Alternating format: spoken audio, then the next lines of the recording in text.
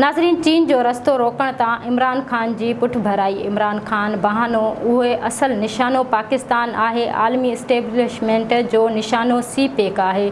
चीन ओलह खां ख़तरो बणिजंदो पियो वञे। चीन जो रस्तो रोकण लाइ ग्वादर में मुश्किलात पैदा कई पई वञे। हिकु नाले वारे ब्यूरोक्रेट जो मौक़िफ़ आहे त असांखे साइफ़र मामले ते असल जांच असद मजीद खां करणु घुरिजे, छो त उन साइफ़र जी बुनियाद ते ई इमरान ख़ान ॿीहर मक़बूल थी वियो। उन में आलमी इस्टेब्लिशमेंट सां गॾु मुल्की इस्टेब्लिशमेंट जो बि किरदारु आहे। अमरीका में अवामी नुमाइंदनि जो ऐवान या इसराइल या इमरान ख़ान लाइ हिकदमि गॾु थी वञे थो, उहो चकर कहिड़ो आहे? जनरल बाजवा ऐं जनरल फैज़ पंहिंजे मुफ़ादनि लाइ पाकिस्तान सां गद्दारी कई, पर इस्टेब्लिशमेंट जा पंहिंजा मसइला आहिनि। हाणे रियासत पंहिंजा मामला सिधा करे रही आहे।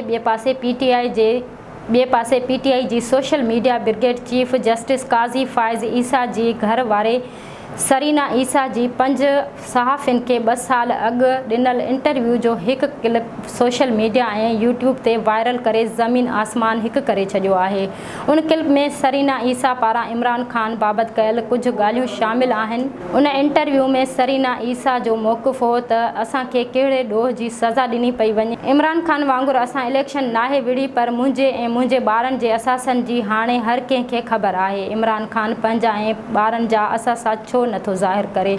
बनी गाला जे मटीरियल किथे ही जमाए मां इमरान ख़ान बदिरां 3 शख़्स जे अकाउंट में पैसा छो मोकिलिया?